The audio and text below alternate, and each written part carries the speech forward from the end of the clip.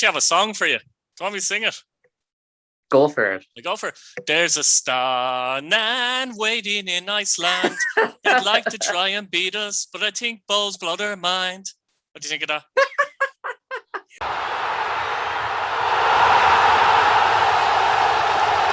Welcome to Irish Footy Vlogs. Welcome to another European preview. We've got Bohemians who travel to Stjarnan, I believe. That's how you say it. In the Europa League qualifying stage. First leg is in Iceland as well, Daz. Obviously, we've no better man than yourself today to preview the game. Of course, Daz runs the Bohemians supporters page, I guess, on Facebook. It's actually called Bohemians fan page, though, isn't it? Yeah, Bohemians FC fan group. Thanks for having me on, Keith. Bohemians FC fan group. There we go. Yeah, it's an excellent group, to be fair. I'm in it myself, and it's one of the most successful ones, if not the most successful club fan group on Facebook. Looking at Stjarnan, actually, last season they actually had a good season. The league, they finished third, but they did finish well off, actually. The winners, who are Valor, who look like early doors. They're motoring in that league as well. But as we speak, 12 games gone. They're seventh of the league. There's 12 teams in the league. They're on 13 points, but there's a good few teams behind them, a point or two behind them with either a game in hand or two games in hand. So clearly they're struggling a bit this season. Yeah, look, a lot of, we wouldn't really know this team who would, we'd never really seen them play, bar highlights.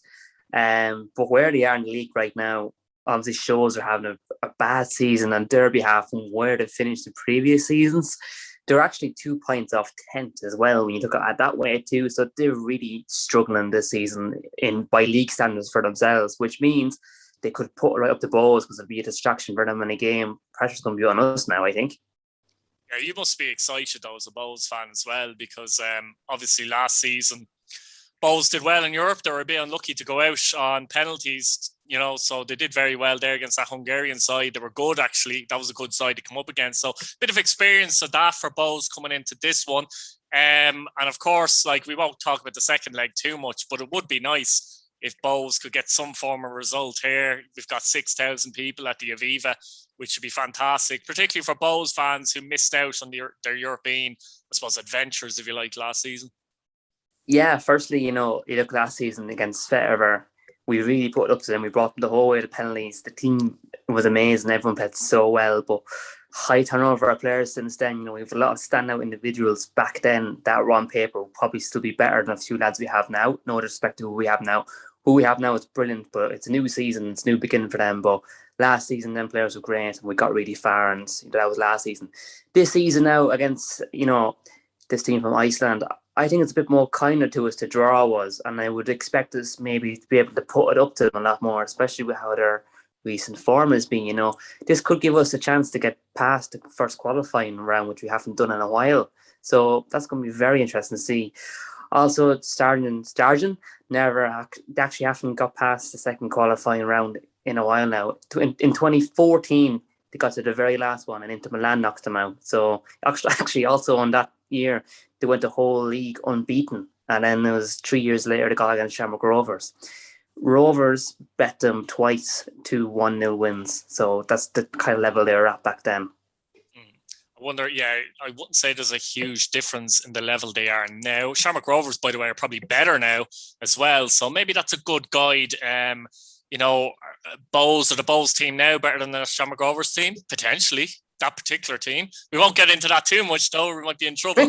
But you were actually talking there how you were saying, Bows did lose players compared to last year. But at the same time, Dawson Devoy, Ross Tierney in particular have developed more since last year. So on the flip side, you've got that. And Andy Lyons as well. I know he's in and out, but even so, he has he's the same as well, I think. They've developed a little bit more this season. So very much so. Them players have come through this season, and they're the ones now to start, and they've all made a name for themselves. They're known throughout the league. Everybody knows them. Everybody respects them, and they're getting better game on game. The likes of James in goals, keep up in midfield, Andy Lyons even though he's young, a right back.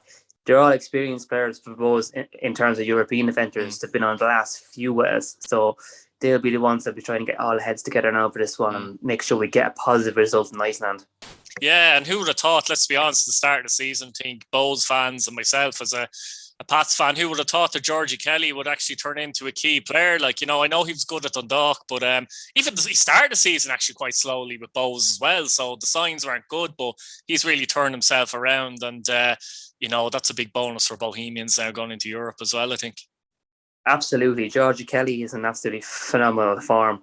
He's playing really, really well. I think at the start of the season, you know, a lot of people were thinking, where's the goals coming from? He's not scoring goals, but he was loading a lot of off the ball work, a lot of the dirty work a centre forward doesn't necessarily always do, which was going a bit unnoticed and under the radar. But he kept working hard, he kept plugging away, he kept digging in, and now the goals are coming. And they're coming a lot of games. Every second game, he's getting a goal. So he's going to be one we're going to be relying on. And I'm sure they're looking at him, looking at the goals he's scoring. How can they shut him out of the game? Because all our goals are coming through him. So if they can keep him out of the game, it's going to cause us a bit of a problem then, I think. Yeah, the other thing is, I suppose, Bowes will have to be good defensively. Away from home, you always have to be good defensively. I know the away goal rule is gone, which personally I don't like, to be honest with you, but there you go, that's the way it is. And Bowes, I suppose that's been their Achilles heel this season, which is even in the last game against Pats, in which they won, they didn't look sharp defensively. It has been a big problem for them this season. What do you put that down to, actually? It's very hard to pinpoint that. Concentration, lots of chopping and changing in the team, lads switching off, lack of stamina, fitness. There's a lot of things that's very hard to pinpoint that, but it's been very bad this season that way, like shutting off late in games. Look at Derry, for example, that came out and got 2 very late goals against us, even against Pats, down to 9 men, and they still got a goal. So I'd be very worried about going up 1-0. Like, how are the lads going to respond? Do we shut shop out? Do we keep it the same? What are they going to do? You know, they have to really make sure they're defensively sharp and on their game against this team, because they're going to put it right up to us. They really, really need to concentrate on the backs for this game. Well, for every game, but especially this game in Europe. On the flip side, though, Bowes do look like a team. I think they're well set for Europe because they're at their best. You have to say they're at their very best when they're actually counter-attacking sides. Let's be honest about it. They can play a bit of possession, don't get me wrong, when you've players like Dawson Devoy in the middle of the park and Buckley can knock it about and that kind of thing. But when they're really tearing through teams in the counter-attack, fours and fives, like they can be devastating, can't they?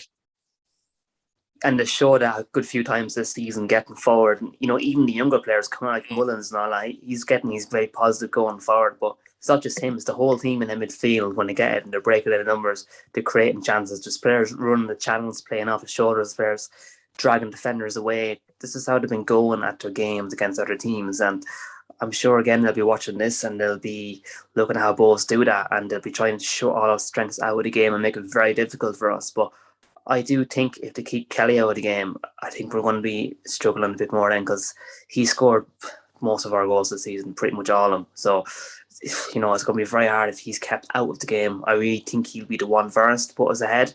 My money will be on him to score. But look, I think we got a good draw against this team, and they're not really doing the best season. I am hoping, expecting Bowes to get a win. I don't want them to get a draw away. A draw would be good, of course it will be, but I want us to get a win, and I believe we're capable of getting a win against this team. Yeah, I think the problem with the away goal rule being changed, a draw isn't as good as it was. I mean, if you go away from home and get a 1-1, it's like it doesn't matter now. It's like 0-0, 2-0, 3-0. Personally, without going too far off topic, personally, I think it's not a good idea because it gives an incentive for a team to actually go and get an away goal.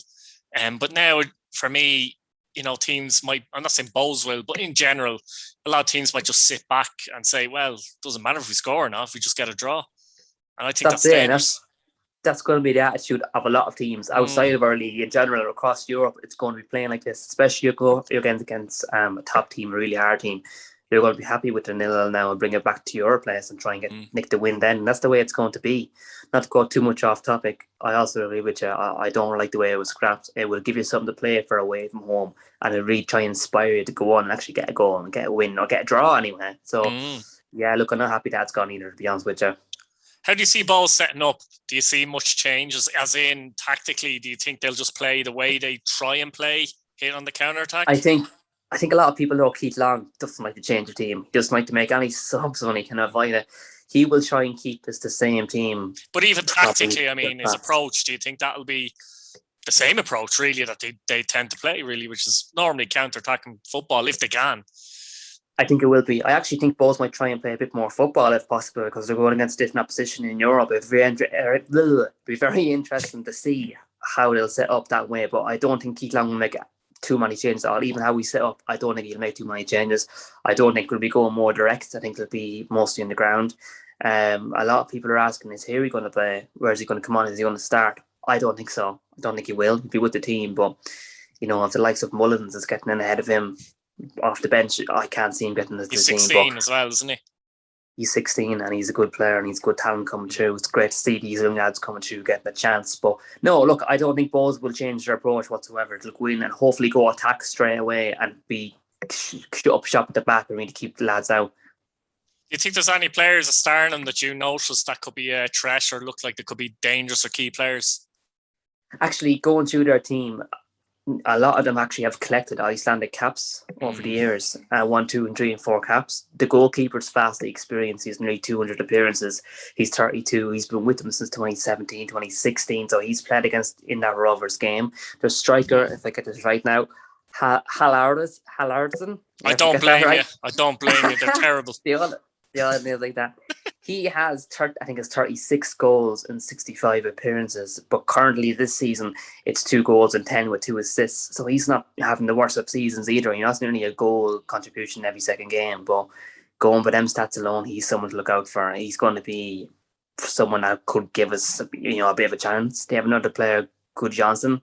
He's a midfielder. From looking at videos of him, he looks like a handy little player. I wouldn't mind him on the team ourselves from looking at him, but he's been chipping in with a goal or 2 as well this season for them. He could give us a bit of trouble.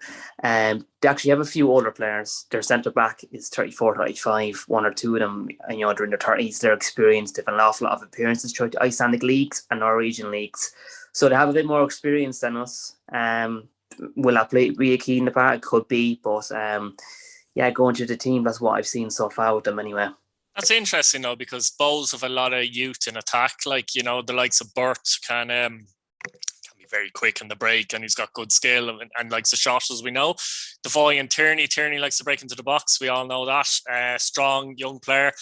Akush is young as well. So you just wonder. We know how Bohs play. Like, could they be got at? Because, as you say, they're a bit older. Like, I'm not sure how mobile they would be. Older centre backs generally aren't that mobile anyway. So that's an interesting point, isn't it? Yeah, look, especially with Bohs, we've always had a very young team for the last 5, 6, 7 seasons. Right now, our oldest player is Keith Buckley, I think it is, and he's not even that old. So 28. He's 28, 29, so we don't really have that many, shall we say, experienced players that for age, whereas they have, a few individuals who are. Also looking at their stats, they have 24 goals this season in 18 games. That's a lot. That is something to look at. Like, they have scored a good bit of goals this season. Obviously, that's including cups and all that as well. They actually have won a cup recently too, in 2019 it was. So they've won something recently. Bohs really haven't. But as well as that, yeah. Yeah, it's going to be an interesting tie in my opinion. Daz, if you were to call it, what do you think the score will be in the first leg? Georgia Kelly, 1-0 Bohs. Right, so in the other video for Shamrock Rovers, I gave a prediction, so I'd better give a prediction here as well. I think Bohs are going to win this one as well. I think they might surprise them with their pace and their youthfulness, so to speak. 2-1 Bohs for me. Going with a few goals. I think it's something that we didn't really touch on too. It's interesting to know their manager has actually only signed with them recently, back in May. And that's interesting. How's he going to approach the game? Is this going to be his first time with this team in Europe, and they're not doing that well in the league? So, he could be trying to put all his eggs into this basket in Europe and try and see how far they can get. Because they haven't, in about 8 years, they haven't got past qualifying too. So it's going to be interesting how they're going to approach it. We don't know too much about them, but they're going to be at home first, so a lot of pressure will be on them as well as us. Yeah, absolutely. Look, best of luck to Bohs anyway, Daz. Hopefully they can fly the Irish flag and keep us going for the second leg in the Aviva, which is going to be fantastic. Thanks again, Daz. Thanks very much, Keith, for having me on.